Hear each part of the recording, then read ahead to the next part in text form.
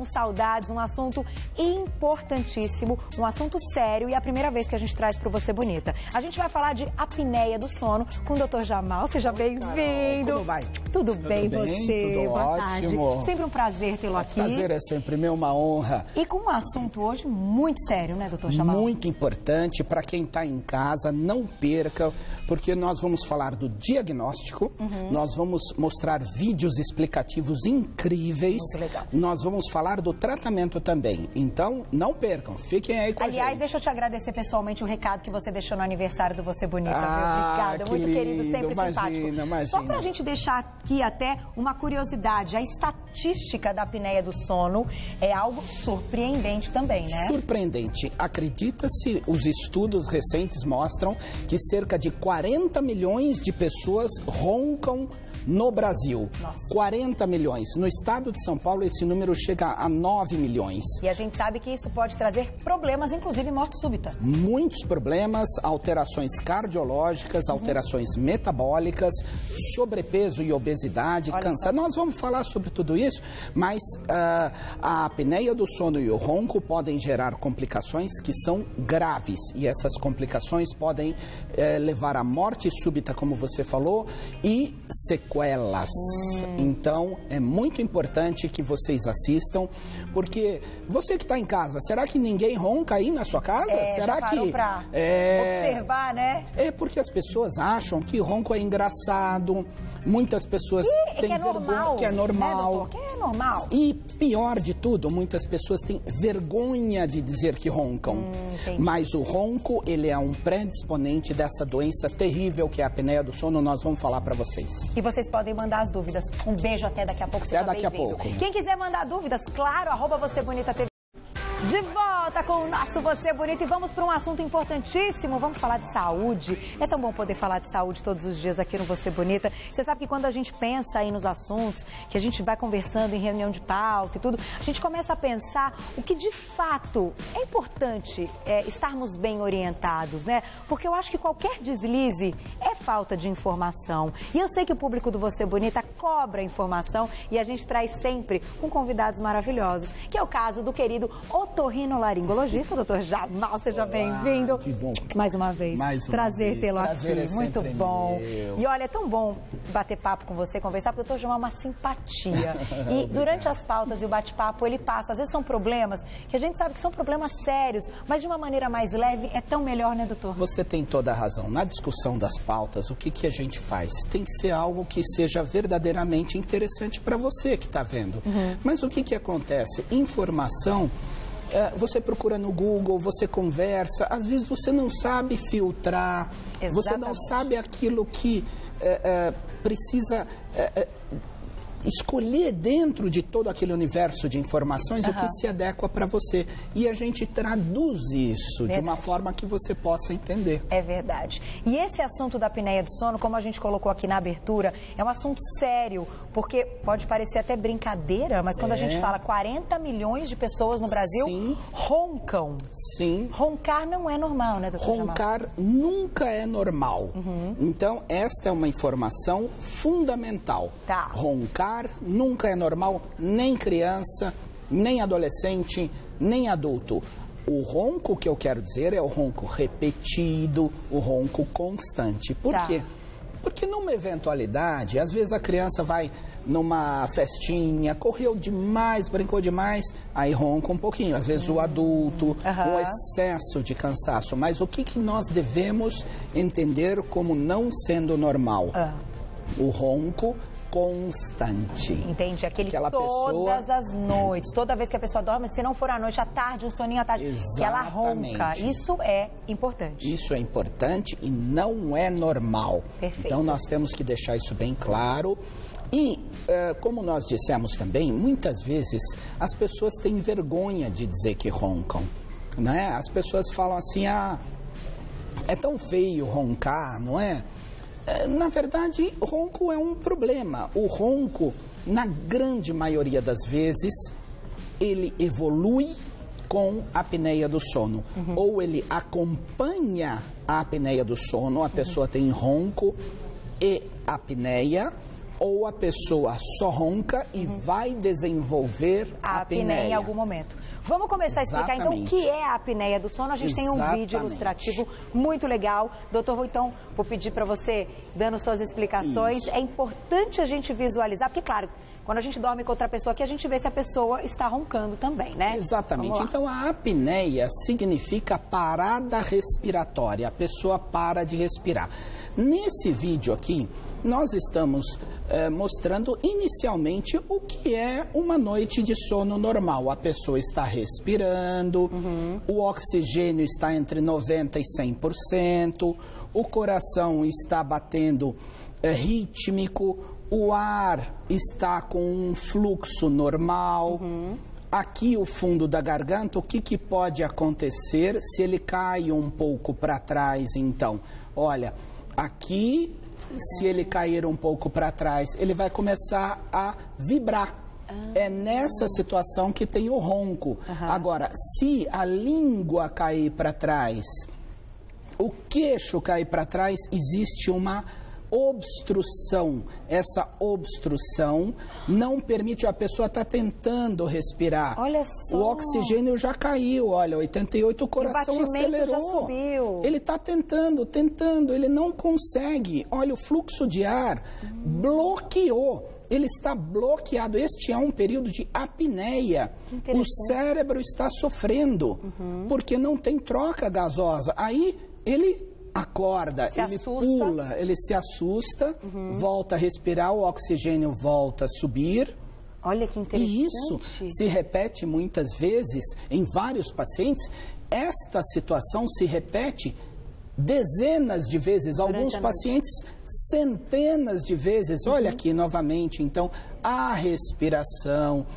O importante que nós devemos entender, a via respiratória tem que estar livre. E como acontece isso, doutor? Que então é como se o queixo e a língua caísse para trás. Exatamente. Quando é só o céu da boca, a região da campainha, gera o ronco, como nós falamos aqui, ó, tá vibrando. Isso é uma coisa do organismo, do corpo. organismo da pessoa. Nossa. Então, agora, quando bloqueia, por que bloqueia? Por que bloqueia? Então, alguns pacientes, eles têm uma flacidez muscular, outros pacientes têm uma deposição de gordura na garganta, isso já estreita naturalmente.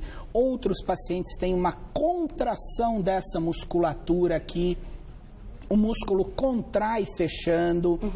Existem pacientes que têm desvios de septo, alterações no nariz. Olha, gente, como que tá bloqueado. Olha só. Bloqueou, não dá. Aí a pessoa pula, né? Com desespero. Agora, doutor, vou pedir para parar nessa imagem. Uma questão importante. Quando a gente fala do ronco, a gente nota, assim, ou pelo menos é o que vem à cabeça, que é numa fase adulta, numa fase mais idosa da vida. De fato, isso acomete realmente as pessoas que estão nesta fase? Sim, acima dos 65 anos é muito mais comum roncar. Tá. E por quê? Porque a flacidez muscular é maior. Então, existe a queda das partes moles, a queda do céu da boca, a língua cai, o queixo cai, e quando o queixo abre, ele roda para trás. Olha aqui, gente, ele faz assim, ó. Olha. Aí a pessoa engasga com a própria língua. Entendi. E aí ela acaba não conseguindo respirar. E aí, Carol, eu faço uma imitação lá para os meus pacientes no consultório, porque todo mundo entende o que eu vou... Quem já viu a apneia é aquele paciente que para, aí ele faz assim, ó. E pula. Né? E muitas vezes ele acorda. Então, nesse momento em que ele faz isso, a pessoa que está do lado entra em desespero. Fala, gente, ele não está respirando, ele vai morrer. Balança ele. E pode acontecer. Pode acontecer. Que é o que a gente fala da morte súbita. Exatamente. Se não desbloquear, né, se continuar interrompendo essa respiração, pode falecer. Além do cérebro sofrer, quem que pode sofrer? O coração. Então, a própria irrigação de sangue das coronárias vai diminuindo. Entendi. E a pessoa pode ter um sofrimento da musculatura. Outra coisa é assim, quando a pessoa está parada, o retorno de sangue para o coração não consegue chegar porque ele está contraído. Tá. E quando ele puxa de uma vez o ar, o tórax se expande de uma vez, aspira muito rápido o sangue da cabeça e dos membros, enche demais o coração. Então, o coração, ele está batendo aqui, ó. Agora, se ele encher demais, ele não consegue bater. Entendi. Estica as fibras nervosas, pode dar arritmia e a pessoa ter uma parada cardíaca dormindo. Olha isso, uma coisa ligada à outra. Então vamos segurar aqui, eu vou fazer uma pergunta, vamos ver de quem que é. A gente já vai mostrar um caso para a gente entender, inclusive, o exame que é feito para diagnosticar a apneia. Exatamente. Vamos colocar a perguntinha na tela. É do Felipe. Felipe, um beijo para você. Eu que moro sozinho, como consigo identificar se tenho ou não apneia? Segura, doutor, vou dar um recado. Volto já para a gente continuar. É verdade, uma ótima pergunta. Quando a gente tem mal, para as pessoas que moram sozinhas, para as pessoas solteiras, e aí? Como é que a gente identifica que alguma coisa está errada durante a noite? Essa pergunta do Felipe foi verdadeiramente fantástica. Então, em primeiro lugar, Felipe, antes de responder, eu diria, para as pessoas que dormem acompanhadas, pergunte se você ronca, se você tem paradas respiratórias e se você tiver ou se você perceber na pessoa que está ao seu lado, não menospreze isso. Procure ajuda médica para que possa esclarecer se tem ou não apneia. Agora, você que mora sozinho, como que faz? Nós temos que, então, identificar se você tem os sintomas da apneia, que são sintomas diurnos, de dia. Quais são? Acordar muito cansado, às vezes mais cansado do que foi dormir. Tá. Sonolência diurna, aquele sono o dia inteiro. Então, a pessoa dormiu às vezes 10 horas da noite e acordou 7 horas da manhã, mas ela está com sono. Dificuldade de concentração, a pessoa às vezes não está entendendo o que está acontecendo. Existem outras variáveis que também acontecem muito como sugestivas da apneia, que são especialmente as pessoas com mais idade que você, acima de 45 anos, que começam a desenvolver hipertensão arterial. A pessoa não tinha pressão alta, e de repente começa a aparecer, às vezes, diabetes, problemas metabólicos. Também. Inclusive, existe como sintoma bem definido da apneia do sono a diminuição da libido. A pessoa, às vezes, até tem desinteresse sexual. Olha. Então, isso também é parte do quadro clínico. Então, procure entender se você tem sintomas parecidos com esse ou quem nos assiste tiver esses sintomas, sabe, acordou pior do que foi dormir. Quanta gente não acontece isso, né? Tá sempre com sono. Então eu pergunto, se você estiver no final da tarde sentado na sala sozinho para ler um livro, qual é a chance de você dormir? Essa pergunta é boa. Essa pergunta é boa. E aí? Porque se a pessoa dormir, não é normal para quem tem a higiene do sono, uma pessoa dormir 4, 5 horas da tarde lendo um livro. Isso não é normal. Aí você fala, é porque está muito cansado, é muito estresse. Não, gente, a higiene do sono, ela faz recuperar a pessoa a ponto de poder ter uma atividade diurna normal. Normal, sem ter sono à tarde. Sem ter sono. Mas deixa eu aproveitar Pode ter aquele soninho depois do almoço. Que é uma preguicinha, mas não um não dormir, extremo. Né? Uma pergunta importante. Doutor Jamal, tem alguma relação desvio de septo, estar resfriado com o ronco, com a apneia? Sim, a apneia, ela pode, tanto o ronco quanto a apneia, pode ter alterações anatômicas. Então, às vezes, amígdalas muito grandes, desvios de septo que faz com que a pessoa abra a boca e gire a mandíbula, como eu falei. Para respirar pela boca, Para respirar pela boca.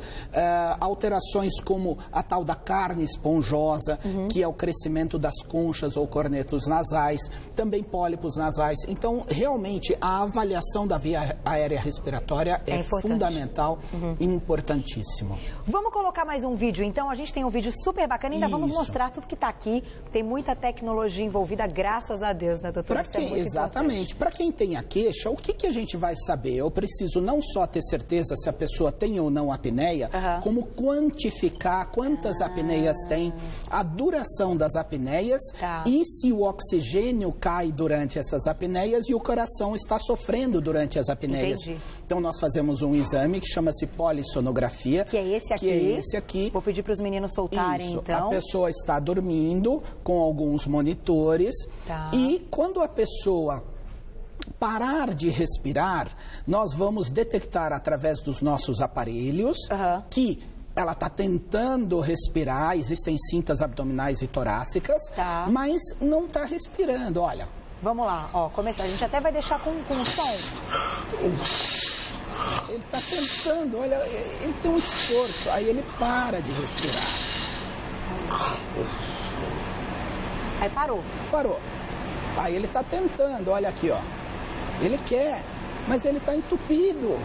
Ele está obstruído, ele não consegue. É uma obstrução física. E olha quanto tempo dura. Sim, a apneia é definida acima de 10 segundos. Eu tenho pacientes que estão 50 segundos. Meu Deus, sem respirar. Sem respirar. Olha só o que está acontecendo com ele aqui, ó. Ele não está respirando. Ele não está respirando. O cérebro dele não está recebendo oxigênio, o coração, os membros. Isso é detectado, isso é medido, isso é quantificado. Ó, agora voltou.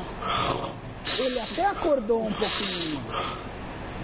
Aí, ó. Não é? Exatamente como você fez. Igual eu fiz a imitação, não é? A pessoa pula assim, né? Exatamente. Eu acho interessante que as pessoas em casa se identificam, claro, com ocasiões, com noites que isso já aconteceram. Nós estamos falando exatamente de uma população muito grande, né? Agora, a gente pode relacionar também o excesso de peso, a vida sedentária com o problema? Sem dúvida nenhuma. A questão é que existe uma associação entre apneia do sono e sobrepeso e obesidade da seguinte forma. A própria apneia do sono gera alteração endocrinológica durante o sono que leva ao sobrepeso e obesidade. Ou seja, a apneia do sono leva ao sobrepeso e obesidade. E a obesidade ou sobrepeso piora a apneia do sono. Então vira um ciclo vicioso que uma coisa piora a outra. Então, nesse caso, claro, após passar pelo aqui, né, o diagnóstico, que é esse exame. Então, esse como esse é o padrão exame é feito? ouro do diagnóstico. A pessoa vai dormir. Ela vai dormir no laboratório. No laboratório. Uma noite inteira vai ser observada. Uma noite inteira vai ser observada. E aqui as pessoas falam assim, doutor, eu não vou conseguir dormir com os fios, com as coisas. Consegue. É importantíssimo que se tenha em mente que precisa fazer o exame. O exame é em quartos individuais, a pessoa não vai ter constrangimento. Então, o exame é importantíssimo para fazer o diagnóstico. E aí, se a pessoa tem sobrepeso e tem apneia do sono, ela precisa tratar a apneia do sono até para poder tratar o sobrepeso. Que era o que eu ia te perguntar. Então, acaba sendo um tratamento multidisciplinar. Exatamente. Né? Então, muitas pessoas têm apneia do sono e não conseguem emagrecer. E a pessoa fala, eu não como muito, eu faço ginástica, mas eu não me emagreço. Por quê? Porque muitas vezes a apneia do sono que está segurando isso. Exatamente. Bom, você quer mostrar o próximo vídeo, que na verdade é um aparelho, né? Isso, antes que é um tratamento. Ou eu queria mostrar para vocês terem ideia. Existem basicamente três grupos de tratamento para a apneia do sono. Um grupo de tratamento são as cirurgias. As cirurgias são indicadas somente em casos muito bem definidos, nos quais a pessoa tem uma alteração anatômica, então, na qual ela não consegue respirar por causa das amígdalas ou por causa do desvio do septo ou pólipos. Existem várias outras questões também. Então, cirurgias são poucos casos. Não são a maioria. Outro tipo de tratamento, se a pessoa tiver, em termos de número, uma apneia leve a moderada, é esse aqui. É um aparelho dentário, vamos ver se a gente consegue. Esse aparelho dentário, ele é ligado à parte de cima com a parte de baixo, a parte de cima é ligada com a parte de baixo, mas a parte de baixo é avançada. Então, a pessoa vai dormir com a mandíbula para frente. Vamos mostrar aqui no nosso molde. Olha, adorei.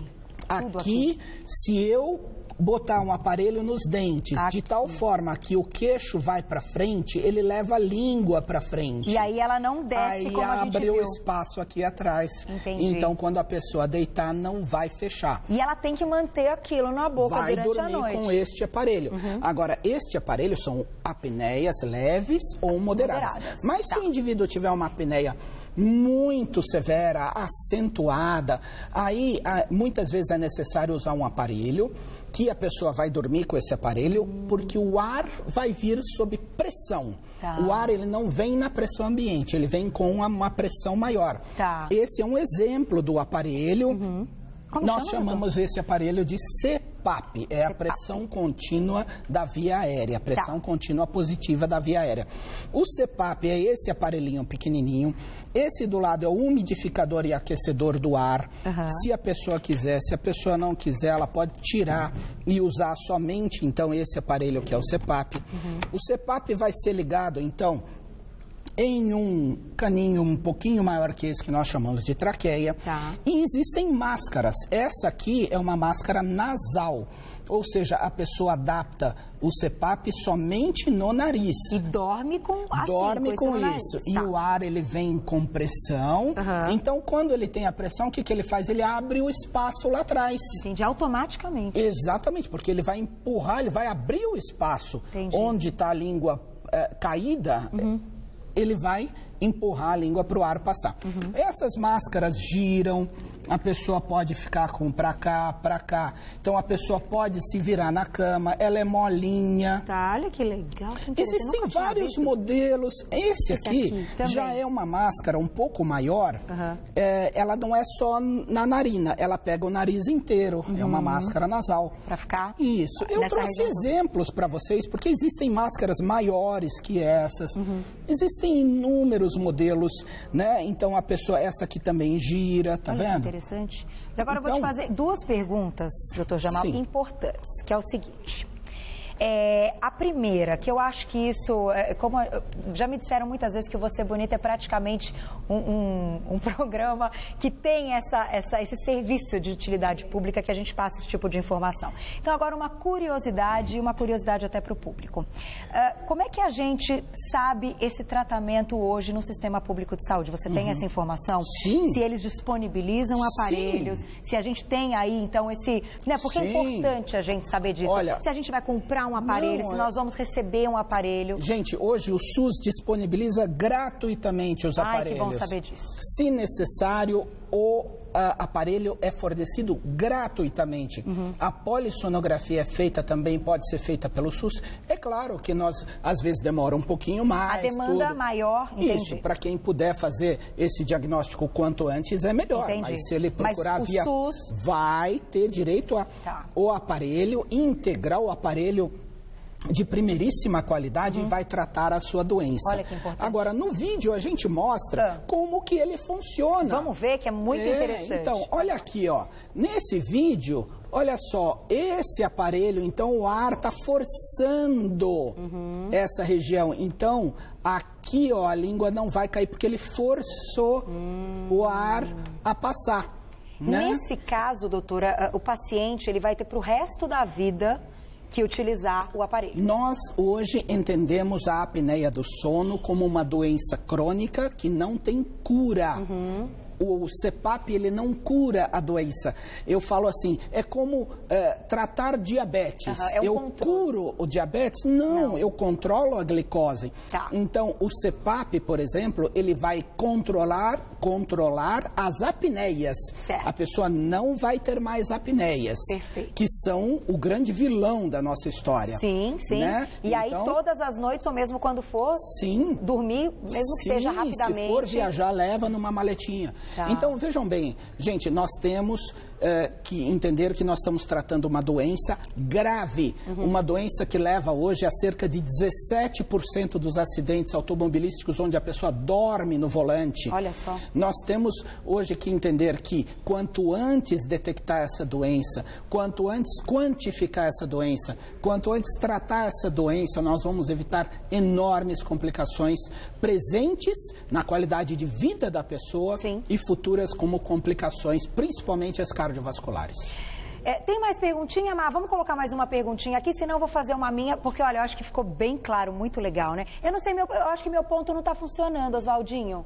Porque faz tempo que o Má não fala comigo, agora que eu me liguei, eu me envolvo no papo. Aqui, ó, por favor, Evaí. Leva lá meu ponto pra ele. Não, eu tô vendo que faz um tempo que ele não fala comigo, eu falei, acho que meu ponto que tá falhando. Aqui, ó. Aê! Vamos lá, vamos ver de quem que é, então. É da Francislane, um beijo pra você. Ah lá, toda charming assim na foto, gostei. Minha mãe ronca muito e muito alto. Ela diz que é porque ela tem hipertensão. De fato, a pressão alta pode causar o ronco? Francislane, é o contrário.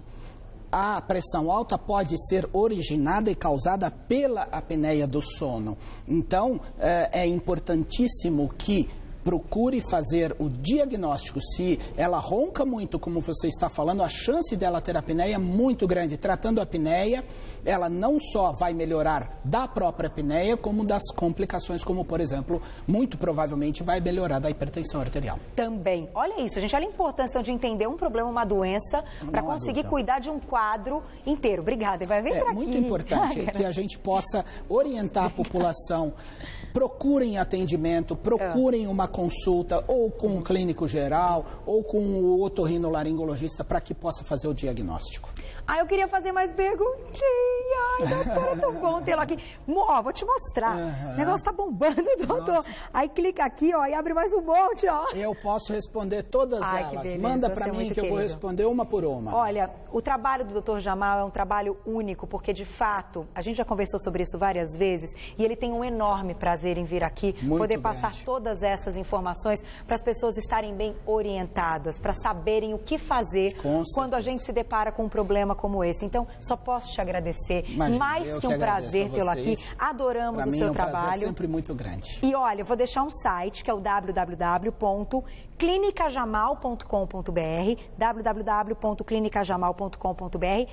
Podemos deixar um e-mail, então, para quem quiser mandar dúvidas? No nosso site, nós temos o atendimento ao cliente, nós temos o nosso telefone e nós estamos preparados para atender com certeza. Todas as perguntas que chegaram, muito obrigada pela participação. Faremos outras vezes, porque esse assunto é muito interessante e ficou muito bem ilustrado. Parabéns, obrigada. Obrigado. Sempre um prazer tê-lo aqui. A vocês. Até a próxima. Que delícia. Tchau. Eu ficaria, né?